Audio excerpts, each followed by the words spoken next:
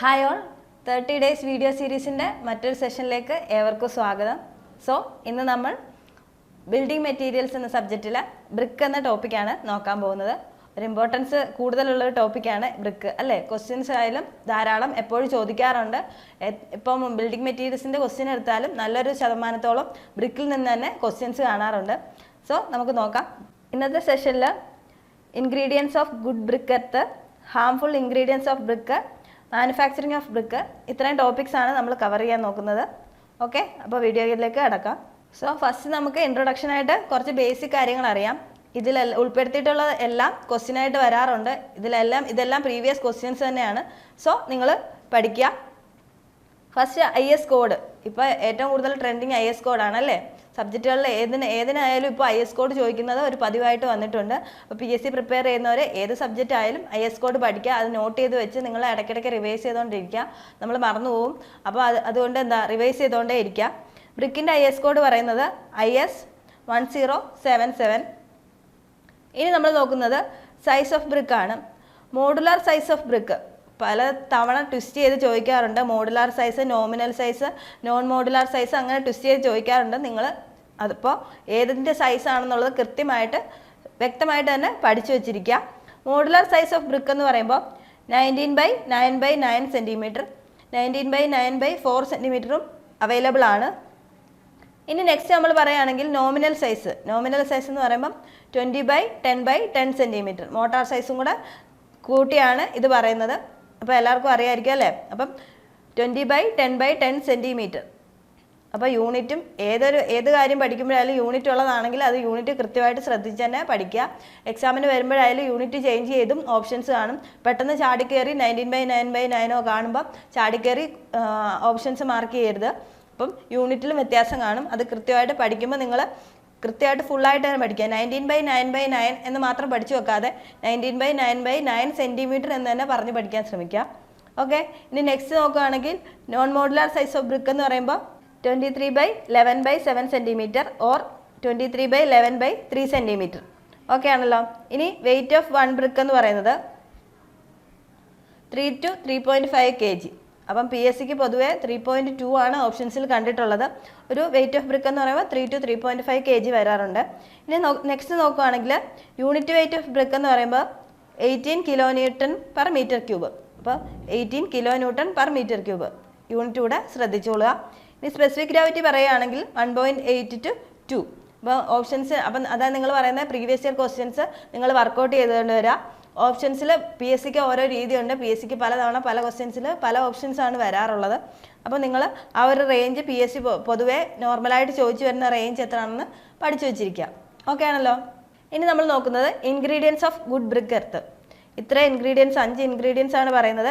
ഇതിൻ്റെ പെർസെൻറ്റേജ് പറയുന്നുണ്ട്. ഓരോ ഇൻഗ്രീഡിയൻസും ഇമ്പോർട്ടൻ്റ് ആണ്. ഈ ഓരോ ഇൻഗ്രീഡിയൻസിനെ ബേസ് ചെയ്തിട്ടുള്ള ക്വസ്റ്റ്യൻസ് വരാറുണ്ട്. ഈ പെർസെൻറ്റേജ് പോലും ക്വസ്റ്റ്യൻസ് ആയിട്ട് വരാറുണ്ട്. Okay, first alumina 20 to 30%, silica 50 to 60%, lime <5%, iron oxide 5 to 6%, magnesia 1 to 2%. ഇനി നമുക്ക് ഇത് ഓരോന്നും എന്തൊക്കെയാണെന്ന് നോക്കാം. ഫസ്റ്റ് അലൂമിന പറയുകയാണെങ്കിൽ പെർസെൻറ്റേജ് നിങ്ങൾ മറക്കാതെ തന്നെ പഠിച്ചു വെച്ചിരിക്കുക. 20 to 30%. ചീഫ് ഇൻഗ്രീഡിയൻറ്റ് അഥവാ മെയിൻ ഇൻഗ്രീഡിയൻറ്റ് എന്ന് പറയുന്നത് ഇതിൽ ഓരോ പോയിൻറ്റും PYQ തന്നെയാണ്. ചീഫ് ഇൻഗ്രീഡിയൻറ്റ് അലൂമിനിയാണ്. കൂടാതെ തന്നെ പ്ലാസ്റ്റിസിറ്റി പ്രൊവൈഡ് ചെയ്യുന്നതും അലൂമിനിയാണ്. ഇനി ഇത് എക്സസ് ആയാൽ എന്ത് പറ്റും? ഷ്രിങ്കേജും വാർപ്പിങ്ങും ഉണ്ടാവും. ഇതൊക്കെയാണ് അലൂമിനിയിൽ നിന്ന് വരുന്ന ക്വസ്റ്റ്യൻസ്. ഇതൊക്കെ തന്നെയാണ്. ഇതൊക്കെ ഇമ്പോർട്ടൻ്റ് ആയിട്ടുള്ള പോയിൻറ്റ്സ് ആണ്. നിങ്ങൾ പഠിക്കുക. ഓക്കെ, നെക്സ്റ്റ് പറയുന്നത് സിലിക്ക 50 to 60%. ഏറ്റവും കൂടുതലുള്ളതാണ്. അപ്പോൾ മേജർ ഇൻഗ്രീഡിയൻ്റ് ആണ്. മെയിൻ അല്ലെങ്കിൽ ചീഫ് എന്ന് ചോദിച്ചാൽ അലൂമിന പറയണം. മേജർ ഇൻഗ്രീഡിയൻ്റ് എന്താണ്? സിലിക്കയാണ്. ഇതെന്താണ്? ഡ്യൂറബിലിറ്റി ഡിറ്റർമൈൻ ചെയ്യും. കൂടാതെ തന്നെ എന്തൊക്കെ പ്രിവെൻറ്റ് ചെയ്യുന്ന ഷ്രിങ്കേജ്, ക്രാക്കിങ് ആൻഡ് വാർപ്പിങ് പ്രിവെൻറ്റ് ചെയ്യാൻ സിലിക്കയാണ് ഹെൽപ്പ് ചെയ്യുന്നത്. യൂണിഫോം ഷേപ്പ് മെയിൻറ്റെയിൻ ചെയ്യാനും സിലിക്കയാണ് ഹെൽപ്പ് ചെയ്യുന്നത്. ഇതിൻ്റെ കണ്ടൻറ്റ് കൂടിക്കഴിഞ്ഞാൽ എന്ത് പറ്റും? കോഹഷൻ ലോസ് ഉണ്ടാവും. എന്ത് ചെയ്യും? ബ്രിക്ക് ബ്രിട്ടിലാവാൻ കാരണമാകും. ഓക്കെ, നെക്സ്റ്റ് എന്ന് പറയുന്നത് ലൈം എന്ന് പറയുന്നത് ഇമ്പോർട്ടൻ്റ് ആണ്. <5% ആവാകും. അത് എപ്പോഴും ശ്രദ്ധിച്ചോളുക. ഇത് ലൈം എന്ന് വെച്ചാൽ ഒരു ഫ്ലക്സ് ആയിട്ട് ആക്ട് ചെയ്യും. എന്തിനാണ്? സിലിക്കയ്ക്ക് സത്യത്തിൽ ഫ്യൂസ് ചെയ്യാൻ 1730 ഡിഗ്രി സെൽഷ്യസ് വേണം. പക്ഷേ അതിനെ കിൻ ടെമ്പറേച്ചർ എന്ന് പറയുന്നത് 350 to 1100°C ആണ്. അപ്പോൾ ആ സെൽഷ്യസിൽ ഫ്യൂസ് ചെയ്യാൻ ഒരു ഫ്ലക്സ് ആയിട്ട് എന്താ ആക്ട് ചെയ്യും? ലൈം ആക്ട് ചെയ്യും. അതാണ് ലൈമിൻ്റെ പ്രത്യേകത. പിന്നെന്താ? ഷ്രിങ്കേജ് പ്രിവെൻറ്റ് ചെയ്യാനും സഹായിക്കും. അതുപോലെ തന്നെ എക്സസ് ആയി കഴിഞ്ഞാൽ ബ്രിക്ക് മെൽറ്റ് ആവാനുള്ള സാധ്യതയുണ്ട്. ഓക്കെ, ഇതൊക്കെയാണ് ലൈമിൻ്റെ പോയിന്റ്സ് എന്ന് പറയുന്നത്. ഇനി നെക്സ്റ്റ് എന്ന് പറയുന്നത് അയൺ ഓക്സൈഡ്. അയൺ ഓക്സൈഡ് എന്ന് വെച്ചാൽ കളർ പ്രൊവൈഡ് ചെയ്യാനാണ്. Impart colour to brick. ഇനി എന്ന് പറഞ്ഞാൽ ഇത് എക്സസ് ആയി കഴിഞ്ഞാൽ ഒരു ഡാർക്ക് ബ്ലൂ അല്ലെങ്കിൽ ബ്ലാക്ക് കളറ് ഫോം ചെയ്യും. ഇതൊക്കെ ക്വസ്റ്റ്യൻസ് ആണ്, ഇതെല്ലാം ക്വസ്റ്റ്യൻസ് ആണല്ലേ, ഓരോ പോയിന്റും ക്വസ്റ്റ്യൻസ് ആണ്. ഇതൊക്കെ പ്രീവിയസ് ഇയറിൽ PYQ ആയിട്ട് ചോദിച്ചിട്ടുള്ളതാണ്. നിങ്ങൾ നോട്ട് ചെയ്ത് തന്നെ പഠിക്കുക. ഡെഫിഷ്യൻസി എന്ത് ചെയ്യും? ഒരു യെല്ലോ കളറ് ഉണ്ടാക്കും.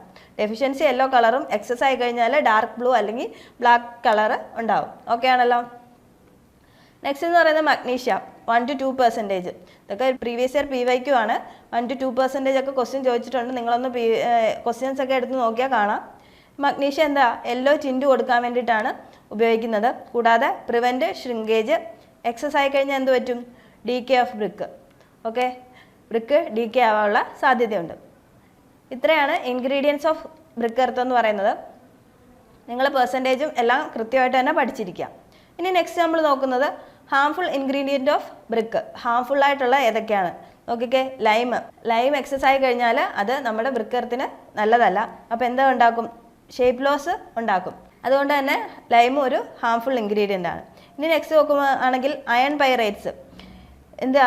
Crystallisation and disintegration of brick due to oxidation of iron pyrites.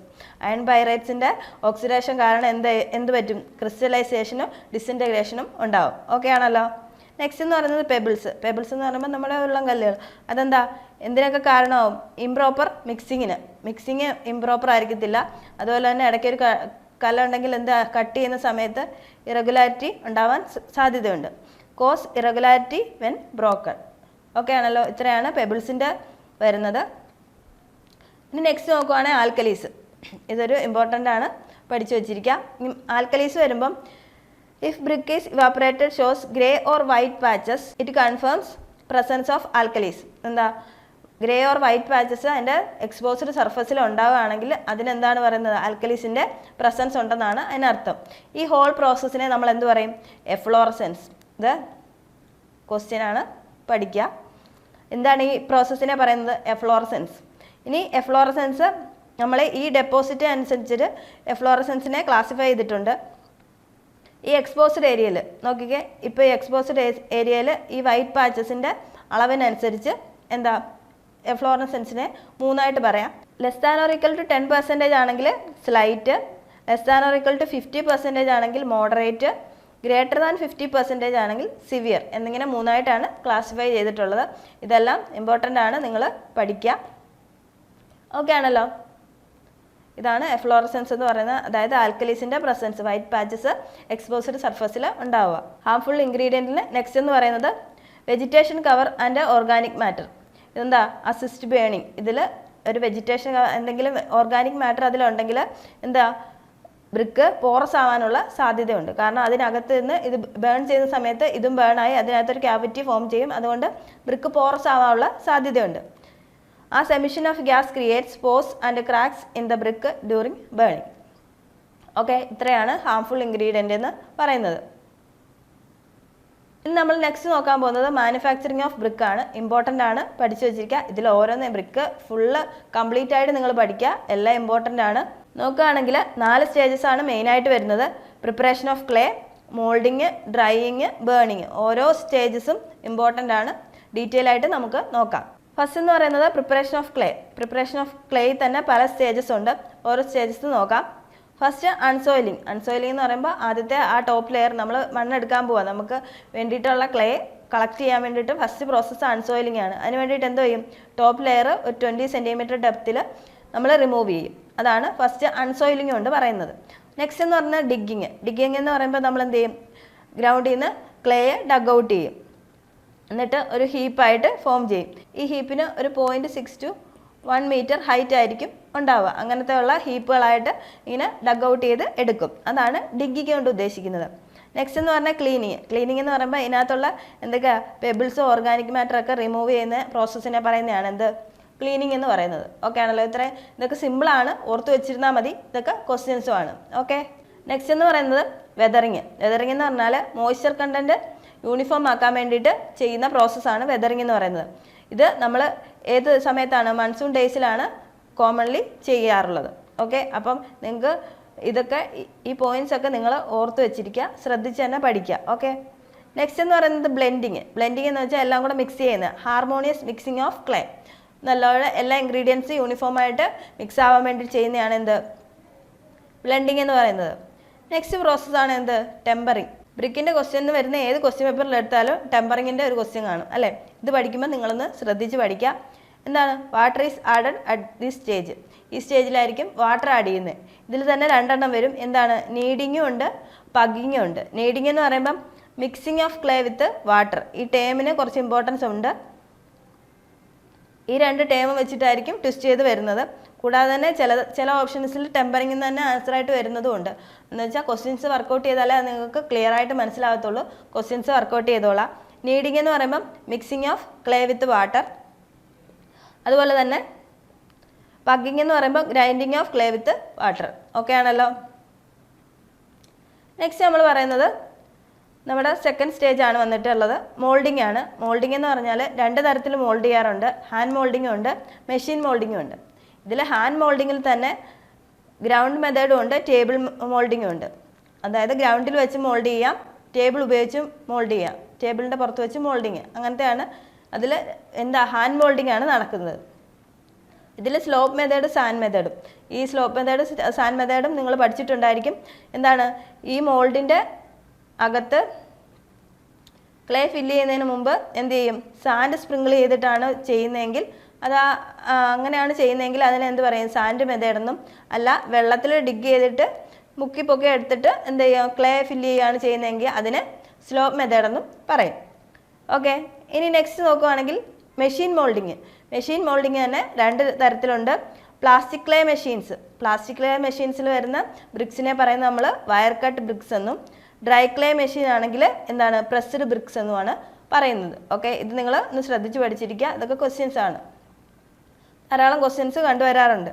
ഇനി ഇതിൽ അറിഞ്ഞിരിക്കേണ്ട ഒരു കാര്യം എന്താണെന്ന് വെച്ചാൽ, the inner dimension of the mould should be greater than 8 to 12% of the standard size of brick. എന്താ? ഒരു മോൾഡിൻ്റെ ഇന്നർ ഡയമെൻഷൻ എന്ന് പറയുന്നത് ബ്രിക്കിൻ്റെ സ്റ്റാൻഡേർഡ് സൈസിനെക്കാട്ടി, സ്റ്റാൻഡേർഡ് സൈസ് എന്ന് പറയുമ്പം 19/9/9 സെൻറ്റിമീറ്റർ എടുക്കാം. 8 to 12% കൂടുതലായിരിക്കണം, അതാണ് പറയുന്നത്. ഓക്കെ, ഇനി നെക്സ്റ്റ് നമ്മൾ നോക്കാൻ പോകുന്നത് അടുത്ത സ്റ്റേജാണ് ഡ്രൈയിങ്. ഡ്രൈയിങ് എന്ന് പറയുമ്പം നമ്മളുടെ അറിയാം നമുക്കല്ലേ. ഇനി ഇതിൽ പ്രത്യേകിച്ച് അറിയാനുള്ള എന്താണെന്ന് വെച്ചാൽ, രണ്ട് ടൈപ്പ് മോയ്സ്ചർ ഉണ്ട്. ഫ്രീ മോയ്സ്ചറും ഉണ്ട്, ബൗണ്ട് മോയ്സ്ചറും ഉണ്ട്. ഫ്രീ മോയ്സ്ചർ എന്ന് പറയുമ്പോൾ വോയിഡ്സിൻ്റെ ഇടയിൽ ഫില്ല് ചെയ്തിരിക്കുന്ന മോയ്സ്ചറും, ബൗണ്ട് മോയ്സ്ചർ എന്ന് പറയുമ്പോൾ മോളിക്കുലർ സ്ട്രക്ചറിനെ ചുറ്റുമായിട്ട് ഫില്ല് ചെയ്തിരിക്കുന്ന മോയ്സ്ചറുമാണ്. ഈ ഫ്രീ മോയ്സ്ചറിനെ നമുക്ക് ഡ്രൈയിങ് വഴി എലിമിനേറ്റ് ചെയ്യാൻ പറ്റും. ബൗണ്ട് മോയ്സ്ചർ ആവട്ടെ ബേണിങ്ങിലൂടെ മാത്രമേ നമുക്ക് റിമൂവ് ചെയ്യാൻ പറ്റത്തുള്ളൂ. ഓക്കെ, അത് ക്ലിയർ ആണല്ലോ. ഇനി ഡ്രൈയിങ് എന്ന് പറയുമ്പം നാച്ചുറൽ ഡ്രൈയിങ്ങും ഉണ്ട്, ആർട്ടിഫിഷ്യൽ ഡ്രൈയിങ്ങും ഉണ്ട്. നാച്ചുറൽ ഡ്രൈയിങ്ങിന് ഏകദേശം 3 to 10 days എടുക്കും. ആർട്ടിഫിഷ്യൽ ആകുമ്പോൾ അത്രയും വേണ്ട, 1 to 3 days മതി. അറ്റ് ടെമ്പറേച്ചർ എന്ന് പറയുന്നത് ലെസ് ദാൻ 120 degree ആയിരിക്കും. ഓക്കെ, ഇത്രയും ക്ലിയർ ആണല്ലോ. ഇതൊക്കെ ഓരോ സ്റ്റേജും ഇമ്പോർട്ടൻ്റ് ആണ്, അതുപോലെ തന്നെ പഠിക്കാനും എളുപ്പമാണ്. ജസ്റ്റ് റിവൈസ് ചെയ്ത് കൊടുക്കുക. ഒരു തവണ പഠിച്ചിട്ട് ജസ്റ്റ് റിവൈസ് ചെയ്യുന്ന വെച്ചാൽ ക്വസ്റ്റ്യൻ ചെയ്താൽ മാത്രം മതി. അപ്പോൾ തന്നെ നിങ്ങൾക്ക് ഇത്രയും പോർഷൻസും കവർ ആയിക്കോളും. ഓക്കെ, നെക്സ്റ്റ് സ്റ്റെപ്പ് എന്ന് പറയുന്നത് ബേണിങ്. ബേണിങ് എന്ന് പറയുമ്പം ടെമ്പറേച്ചർ എന്ന് പറഞ്ഞാൽ 350 മുതൽ 1100 degree Celsius വരെയാണ്. ഇത് ടെമ്പറേച്ചറൊക്കെ പഠിച്ചു വെച്ചോളുക. ടെമ്പറേച്ചർ ഇത് കൂടിക്കഴിഞ്ഞാൽ 1100 degree Celsius കൂടിക്കഴിഞ്ഞാൽ എന്ത് പറ്റും? ഷേപ്പ് ലോസ് ഉണ്ടാവും. അതുപോലെ തന്നെ ഇനി ബേണിങ് ചെയ്യാൻ വേണ്ടിയിട്ട് രണ്ട് ടൈപ്പ് കില്ലാണ് നമ്മൾ ഉപയോഗിക്കുന്നത്. ക്ലാം ബേണിങ്ങും ഉണ്ട്, കിൽ ബേണിങ്ങും ഉണ്ട്. ക്ലാം ബേണിംഗ് എന്ന് പറയുന്നത് എന്താണ്? ഒരു ടെമ്പററി സ്ട്രക്ചറാണ്. അത്ര ഇമ്പോർട്ടൻസ് ഇല്ല ക്ലാം ബേണിങ്ങിനെ പറ്റി. ടെമ്പററി സ്ട്രക്ചറാണ്. അതുപോലെ തന്നെ സ്മോൾ സ്കെയിൽ പ്രൊഡക്ഷന് വേണ്ടിയിട്ട് ഉപയോഗിക്കുന്നതാണ് ക്ലാം ബേണിങ്. ഇനി കിൽ ബേണിംഗ് ആണ്, കുറച്ച് ക്വസ്റ്റ്യൻസ് വരാറുണ്ട്. ഇമ്പോർട്ടൻ്റ് ആയിട്ടുള്ളത് കിൽ ബേണിംഗ് ആണ്. എന്ന് പറയുമ്പോൾ പെർമനൻറ്റ് സ്ട്രക്ചറാണ്. കൂടാതെ തന്നെ ലാർജ് സ്കെയിൽ പ്രൊഡക്ഷനുമാണ് നടക്കുന്നത്. ഇനി കിൽ ബേണിങ്ങിൽ തന്നെ 2 ടൈപ്പ് കില്ലുണ്ട്. ഇൻ്റർമിറ്റൻറ്റും ഉണ്ട്, കണ്ടിന്യൂസും ഉണ്ട്. ഇൻ്റർമിറ്റൻ്റ് എന്ന് പറയുമ്പം സപ്ലൈ ഓഫ് ബ്രേക്ക് എന്ന് പറയുന്നത് ഇറഗുലർ ആയിരിക്കും, നമുക്ക് ആവശ്യ സമയത്ത് മാത്രം പ്രവർത്തിക്കുന്ന ഒരു കിന്നായിരിക്കും. പക്ഷേ കണ്ടിന്യൂസ് കിൽ എന്ന് പറയുമ്പോൾ എന്താ, സപ്ലൈ ഓഫ് ബ്രേക്ക് എന്ന് പറയുന്നത് റെഗുലറായിട്ട് നടന്നുകൊണ്ടേയിരിക്കും. ഇതിൽ കണ്ടിന്യൂസ് കില്ലിൽ തന്നെ 2 ടൈപ്പാണുള്ളത്. ഇതാണ് നമ്മൾക്ക് ഏറ്റവും കൂടുതൽ ക്വസ്റ്റ്യൻസ് ചോദിക്കാറ്. ഹോഫ്മാൻ കിന്നും ഉണ്ട്, ബുൾസ്ട്രഞ്ച് കിന്നും ഉണ്ട്. അപ്പോൾ ഹോഫ്മാൻ എന്ന് പറയുമ്പം ഓവർഗ്രൗണ്ട് സ്ട്രക്ചറാണ്, ഫുള്ളി ഓവർഗ്രൗണ്ട് ആയിരിക്കും അതിൻ്റെ സ്ട്രക്ചർ വരുന്നത്. പക്ഷേ ബുൾസ്ട്രഞ്ച് നോക്കുകയാണെങ്കിൽ പാർഷ്യലി ഓവർഗ്രൗണ്ടും പാർഷ്യലി അണ്ടർഗ്രൗണ്ടും ആയിട്ടാണ് സ്ട്രക്ചർ വരുന്നത്. ഇനി ഇതിൻ്റെ പ്രത്യേകത എന്താണെന്ന് വെച്ചാൽ ഹോഫ്മാൻ കിൻ എന്ന് പറയുമ്പം വേൾഡ് വൈഡായിട്ട് യൂസ് ചെയ്യുന്നതാണ് ഹോഫ്മാൻ കിന്ന്. ബുൾസ്ട്രഞ്ച് കിൻ എന്ന് പറയുമ്പം ഇന്ത്യയിലാണ് കൂടുതലായിട്ടും യൂസ് ചെയ്യുന്നത്. ഇതൊക്കെയാണ് ഹോഫ്മാൻ്റെ ബുൾസ്ട്രഞ്ചിൻ്റെ ഡിഫറൻസ് എന്ന് പറയുന്നത്. പഠിച്ചു വെച്ചിരിക്കുക, ക്വസ്റ്റ്യൻസ് വരാറുണ്ട്. ഹോഫ്മാൻ കിന്നിനെ നമ്മൾ ഫ്ലെയിം കിന്നെന്നും കൂടെ പറയാറുണ്ട്. ഓൾട്ടർനേറ്റീവ് നെയിംസ് ഒക്കെ കിട്ടുവാണെങ്കിൽ നിങ്ങൾ പഠിച്ചു വെച്ചിരിക്കുക. ഏതിൻ്റെ ആയാലും എപ്പോഴും PSCക്ക് അതൊരു ഇഷ്ടപ്പെട്ട ഒരു ഏരിയ ആണ്. അപ്പോൾ ഓൾട്ടർനേറ്റീവ് നെയിംസും പൊതുവേ ചോദിക്കാറുണ്ട്, പഠിച്ചു വെച്ചിരിക്കുക. സോ ഇത്രയും പോർഷൻസ് ആണ് നമ്മൾ ഇന്ന് കവർ ചെയ്യാൻ നോക്കിയത്. അപ്പോൾ കംപ്ലീറ്റ് ആയിട്ടുണ്ട്.